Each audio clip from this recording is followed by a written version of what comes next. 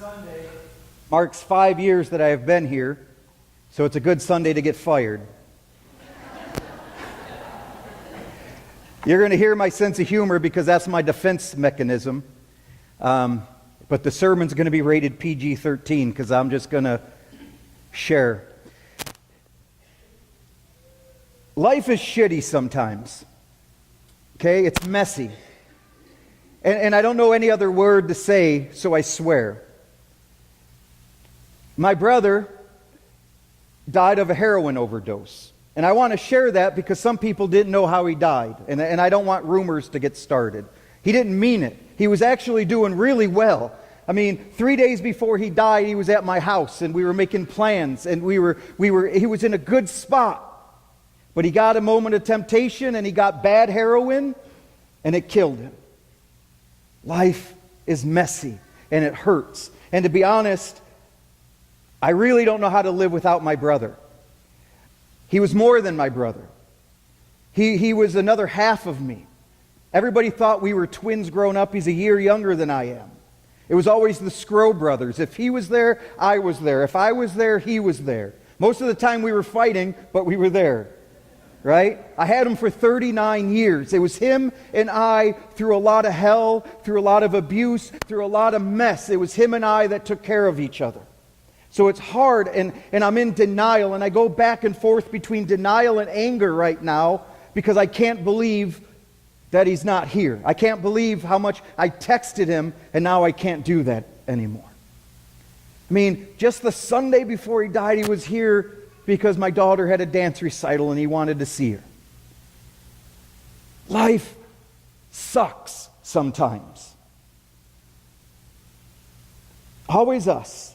And I get angry because like last night, my brother collected DVDs. And I'll tell you why here in a minute. But I have 1,500 of them at my house right now. Not kidding. So we were unpacking them last night. And I was getting mad because I'm like, these shouldn't be at my house. The poster of Stand By Me, which is the best movie in my opinion, and a movie that my brother and I watched over and over again when there was chaos and ugliness behind us. We would put on that movie and we would watch the movie because we didn't care, we couldn't see what was going on behind us. It kept us distracted. So a couple years ago, Robert bought my brother this Stand By Me poster that was signed by all of the actors in it. So that's hanging in my house. And I say, that should not be hanging in my house. But movies meant something. Because when life got tough, my brother and I at 7 and 8 years old would take the city bus and go to the movie theater alone because nobody cared. But we knew that we would be safe in a movie theater for 2 hours or 4 hours or however long we stayed there. And we can escape. So my brother escaped into the movies and into books his entire life because life was hard. But we moved away because we said we have to try to be better. We have to try to dig ourselves out of this hole and out of the examples that we have. We made a promise when my daughter was born, my brother and I, and we said, Eden will not grow up how we grew up. And she hasn't. She hasn't. As much as I think we failed and some of those things come back to us, we succeeded in a lot of ways. And yes, my brother battled and I battled and it's a thing. But we started to dig ourselves out of that hole. He had a bad day. He was doing so well. Really. He was happy. He was in a good space. And just one bad day. So those of you out here about drugs, you never know what you're going to get. He didn't expect to die. But the drugs were bad. And now there's a hole in our life. There's a hole that I don't know how to fill. There's a hole that I don't know what to do. Because as Amanda will tell you, I probably loved my brother as much as her. He was my soulmate on a lot of levels. You know, he would tell me all the time, he would say, John, I look up to you, you're my hero. And I have to always say, you know what? You don't understand, you're the same way for me. I remember when we were kids and we would watch movies we weren't supposed to watch, and they would freak us out. I, the older brother, would end up in his bed because I was afraid. I'd crawl into his bed and say, I'm just going to sleep here tonight. And he'd laugh and we'd fight or something. All, just us. It was always Jeff and I. But and I don't want to make this all about his life here, because what I really want to share is a vision I have for the church. And this vision is either going to get me fired, or this vision is going to make this church start growing and be excited. Okay, because I think I'm at a point, there's certain life situations that shift your theology, that change you. That's where I'm at now. It's either I do this or I find something else to do for a living. That's how serious I am about what I want to share with you today. And a lot of it I'm crediting to my brother. Because when my brother, we grew up in a very conservative church, as you know, and we were told that God dictated everything, that God had everything planned out before we were born, all of these things. So when my grandfather, who was a deacon in the church, started sexually abusing my brother, and when I was 9 years old, he tried it with me, but my brother and I are different. As you know, I don't have a problem with conflict. So I let my grandfather know, that's not going to happen again. But in my 9-year-old little head, which I hold a lot of guilt for, and I know I shouldn't, but I didn't know that he just went to my brother. And he abused my brother, and it came out, one of my friends growing up and a bunch of other people. But he used God as a reason for it. So my brother hated religion. He became bitter towards it. He didn't want anything to do with God, and he would challenge me all of the time. My biggest debate partner was my brother. John, why are you doing that? Why are you in the church? John, that is not true and it's fake and all of this. He was so hurt. Deep, unhealable wounds were done. But yet he still tried to search for something to replace that, because he would always say, well, somehow we're in the universe and we're connected. He just used different languages for that. But he challenged me, and he made me decide, either I leave the church or I try to change it. One of those. I can try to make it better or do something that I think we're supposed to do, or I can just leave. So I have stayed, and we have wrestled about religion over and over again. I mean, I have a book on my desk that I have not read yet, but the day I sent my brother something I wrote that I'm going to read to you here in a minute, and he came back to me and he says, John, you have to preach that at your church. So I'm going to. Okay? And he says, but then the next day after that, he called me and said, John, there's this guy, his name is John Pavlovich, and he wrote a book called A Bigger Table. And he says, John, I can't believe it. He sounds like you. Like everything you say, he's saying. There's other people that believe like you. And I was like, well, no crap, Jeff. You know, do you think I was the only one? You know? And he's like, well, because to him, he's never heard it. Because a lot of times when people think about religion, they paint with broad strokes and they lump everybody in on one side. But he was happy. And his friends from Portland would say, you know, John, he'd always say, my brother's a preacher, but he's a good one. Like not good preacher, meaning he stands up for what is right and he allows people to be who they are and they welcome him. So he's always challenged me for this, always. Challenging me to say it is about bigger things. That's why I get passionate about being inclusive and welcoming. Even if you don't agree with that. You know, Fred started this church on hospitality.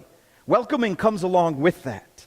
How we model that. That is why I have no problem being who I am, because it allows other people to be who they are. That's why I don't care if people know that I drink beer every once in a while, or I'm out at the Elks and I'll have a beer with somebody, because those people will come to the table and talk and say, you know what, John, let's have a conversation about something that I would never step foot in church for, but because you will allow me to be who I am, let's talk.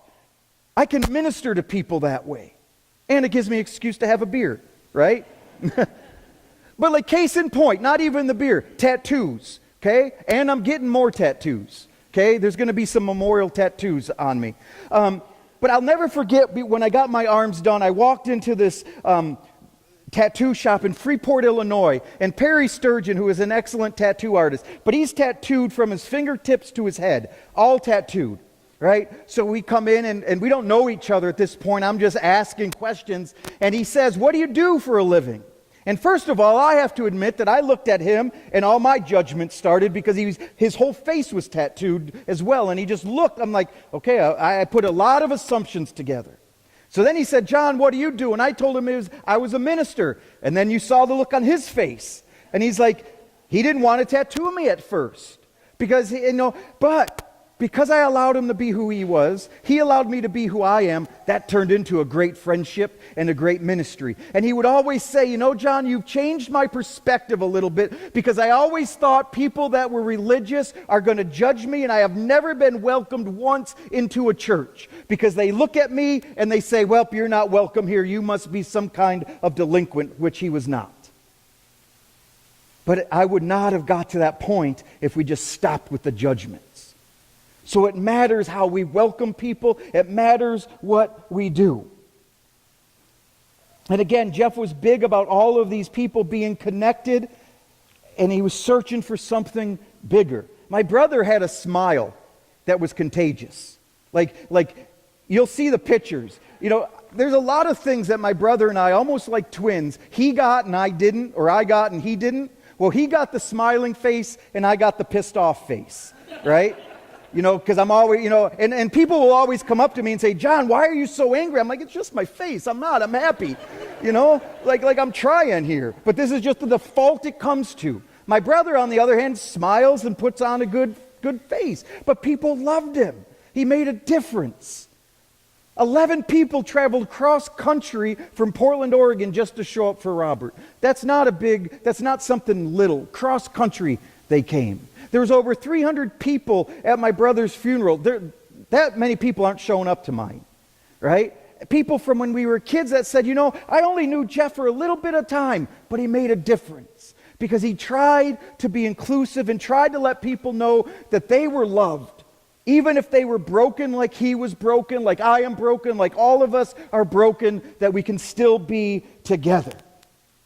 So again, I am left with, what do I do? How do I live out what he has taught me and be faithful to my calling as a preacher and as what we are to do as a church? And I want the young people in here to understand something. Like my generation and down, the church is going to be handed to you, right? Because generations are dying. The church is going to be handed to you, so we get to decide how the church continues. We get to decide what is important and how to live out a church that is faithful to Oakland and to God, to the past and to the future. It is our job.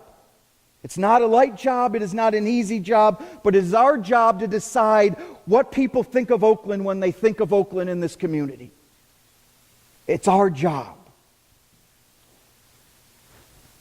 But again, so this one thing that I'm trying to think of is, and I was talking to somebody and they challenged me to say, what is the one thing Oakland should be about? And at one point it was hospitality for a while. And I think that still plays into that. But now it evolves to a welcoming church. And you'll hear this more.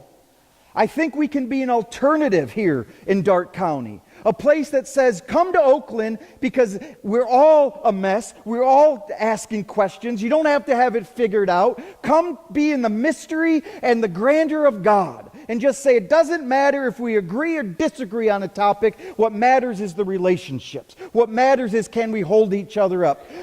When I got home, I had a stack of cards like this from all of you people, right? And I had some tears in my eyes. So I do have a little bit of a heart, right? But Eden says, Dad, I want to help you open them. So she started helping me open them. And if some of you read that Facebook post that I put, I told her, I said, Eden, I want you to know something. Because this was to me a teachable moment. I said, I want you to know something. These cards right here, the phone calls, the social media posts, this is what Christianity in church is about.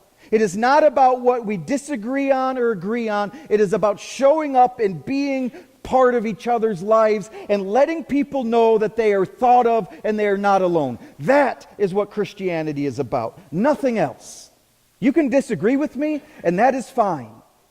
But Christianity is about relationships and letting people know they are worth something.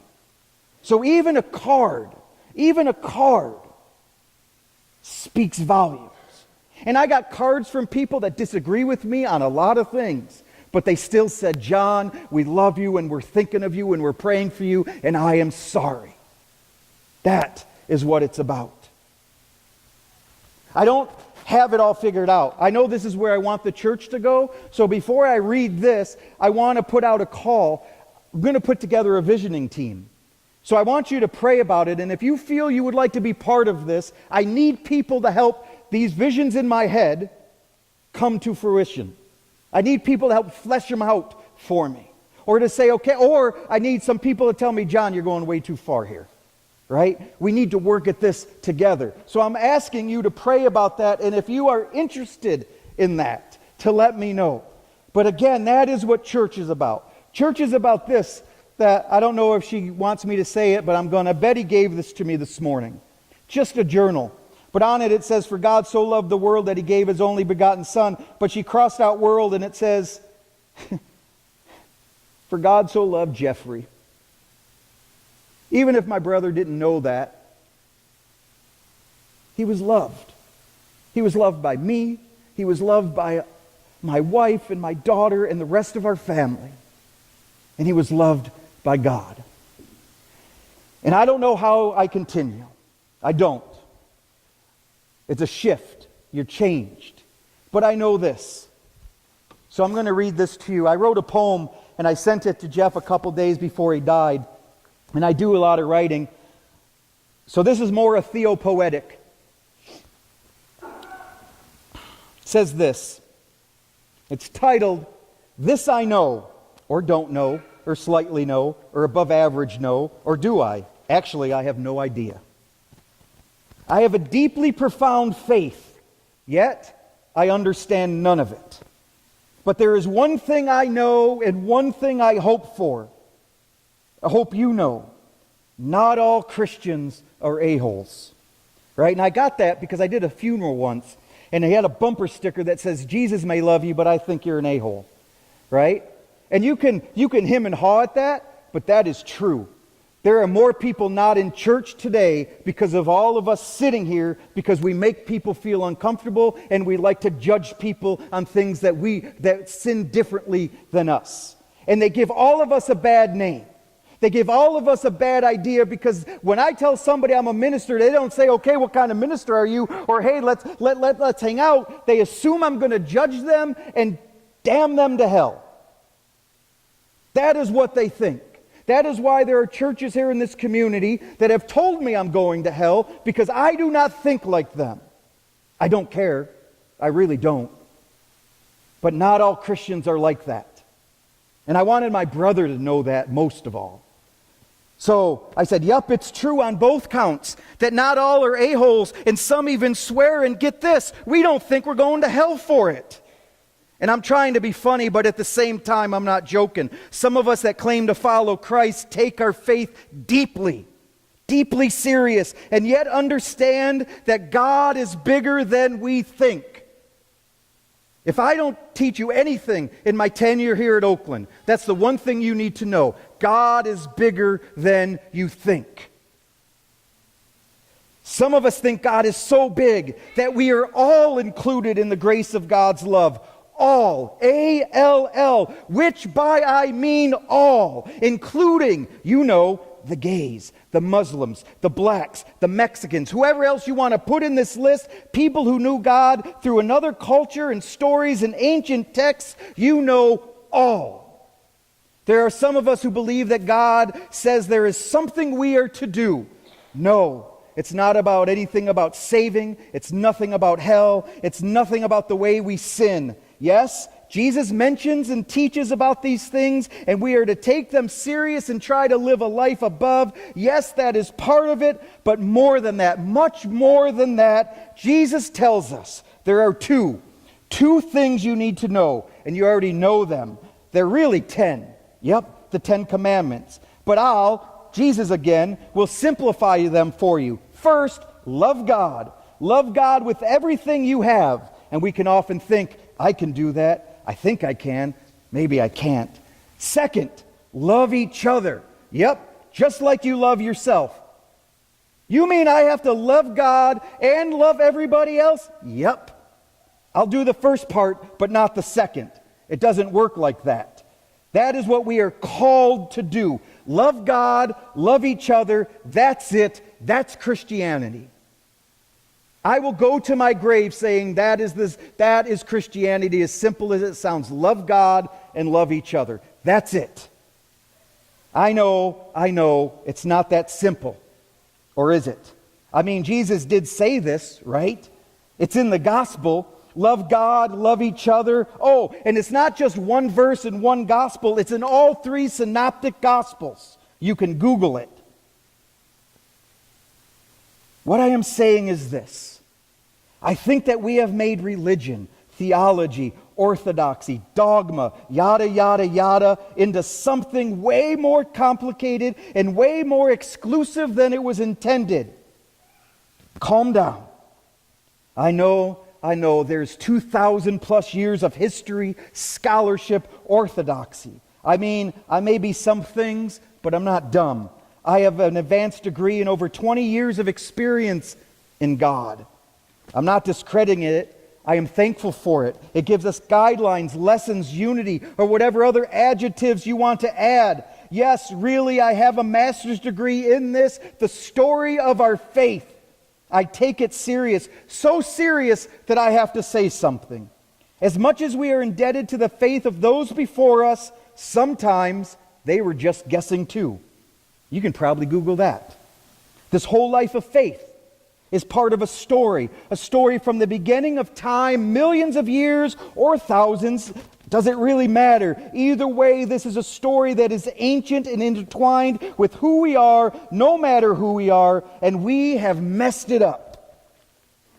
We are ruining it, turning people away, wounding people, deep, unhealable wounds, because we don't want to listen to Jesus.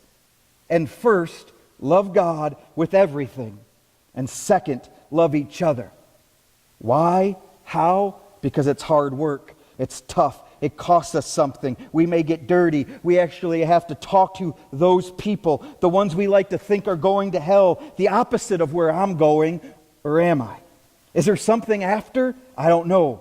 Yes, I know I have spent my entire life asking that question, and all I can say is, I don't know, because nobody does. Not even the person you are thinking about quoting to me right now. Why? Because nobody knows. But do you know what I do know, or at least I think I know?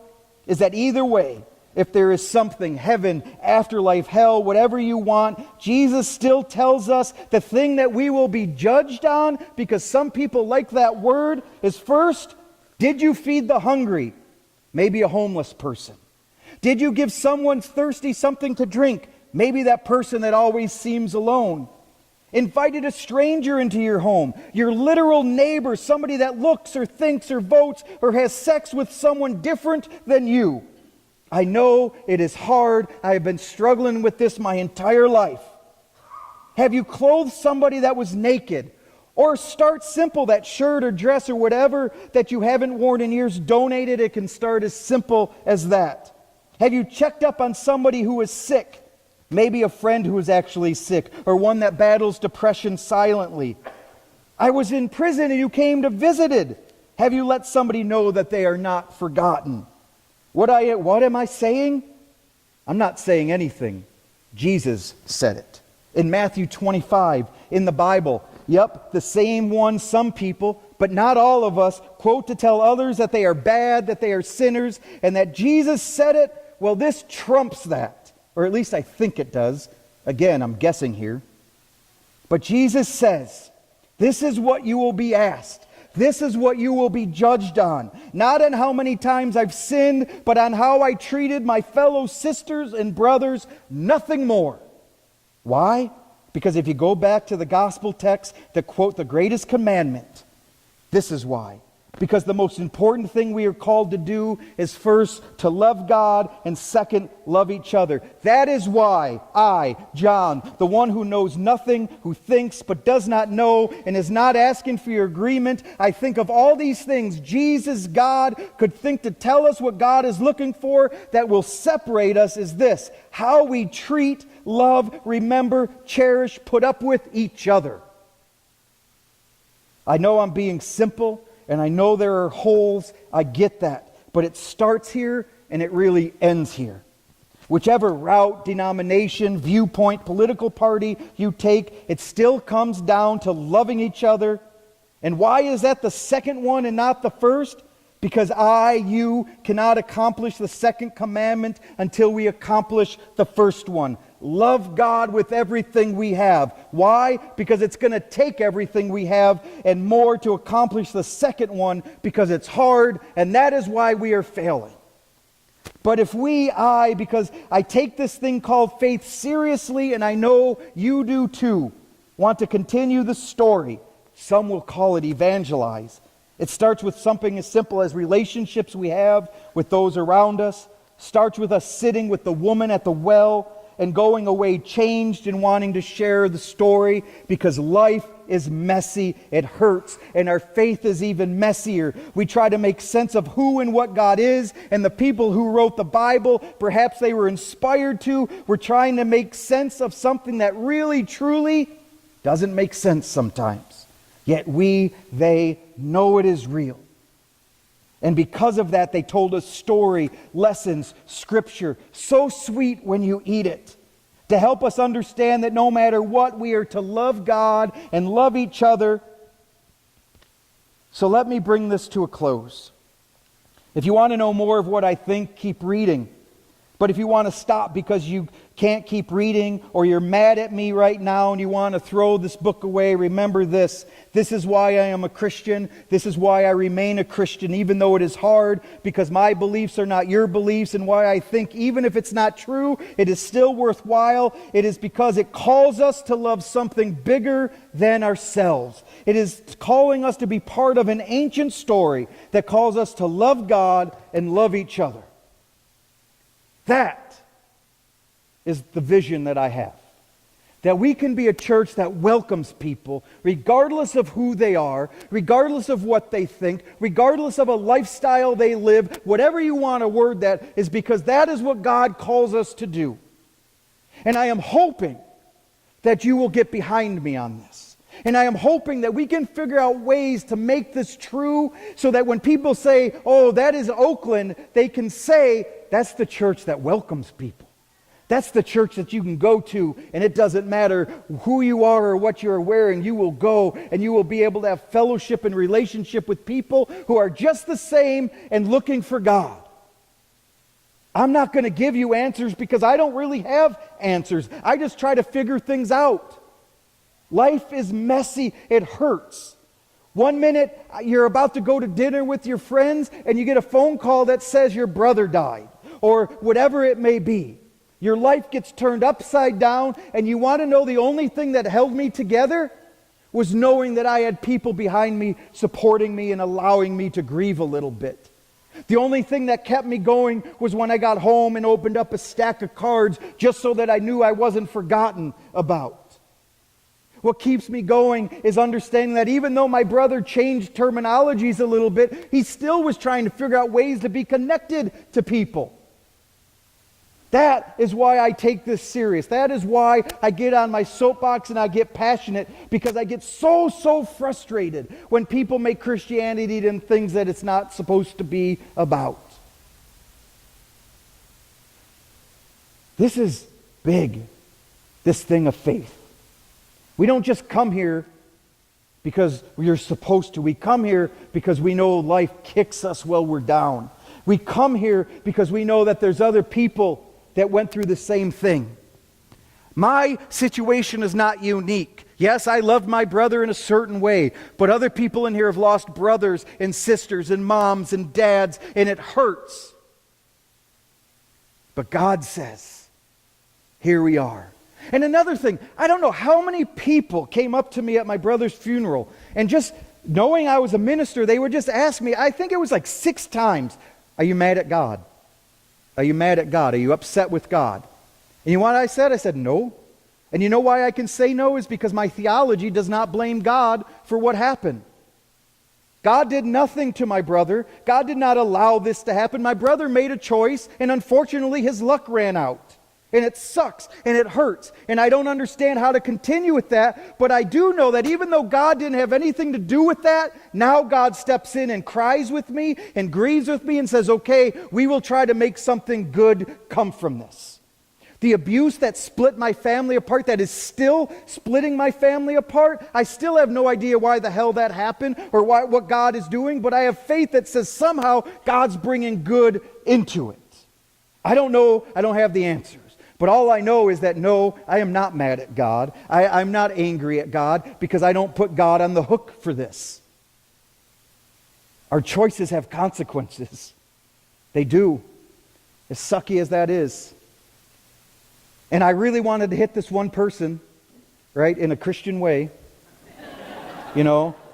And Amanda will tell you that I was not myself because I didn't know what to do with myself. But this one person came up and they meant well. Right? It was this old pastor that I had growing up that was the one that told my brother that God had a plan for why he was abused and God knew this was going to happen. And he told me that again. He's like, John, God has a plan and this happened for a reason. So I just walked away from him. And hear me. I'm not saying you have to agree with me 100%. That's what makes this church great. I'm just trying to get you to understand this is why I am the way I am. This is why I believe that we are to call and welcome people, all people. This is why I go out and I have relationships with people that will never step foot in the church, but they know that I can go out there with them. That is why I don't pretend that I am anything I am not. Good, bad, or indifferent. And you know, for the longest time, I thought something was wrong with me, or I'm not doing this, or I have failed. But you know what? 21 years of doing this, I have never once been asked to leave a church. 21 years of doing this, churches have gone up, all because, not just me, it's because we can get behind and say you can come and you can be yourself and you can cry and you can swear at God or whatever you need to do. Because that's what the life of faith is. In the messiness of life, we walk together. And in the messiness of life, God walks with us. I mean, look at what happened after the resurrection. Two of the people walking the road to Emmaus. And Jesus showed up with them and just let them talk for a while. And they didn't know what to do. And Jesus never even said, hey, I'm Jesus, you should be okay. It wasn't until they shared a meal with them that they realized who they've been walking with. Jesus, God, never gives up on us. That is why John 16:33 is on my body.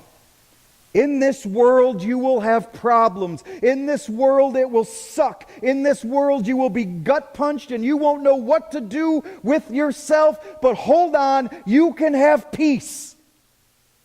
Because I have overcome the world. That's what Jesus tells us. So again, I ask you, be patient with me in the coming weeks. I already had to apologize to Mike because he said something and I snapped at him. Right? And I didn't even know it. It's just that New Yorker slips out, right? I'll get back to a new normal. I have hope and I have faith and I have you guys to help me with that. But I also need you to help fulfill a vision that says if we're going to be hospitable, if we're going to understand that we welcome people, we need to be able to do that. So again, I ask, if you feel like you want to be part of that team, let me know, because we need to figure that out. And we need to let other people like my brother that are broken and don't want anything to do with God because of those deep, unhealable wounds, to let them know that they are not forgotten, that they are welcome, and that God loves them and that we love them. And help all of us be able to say, God is good and all the time, even when life hurts. We can still say that. Thank you.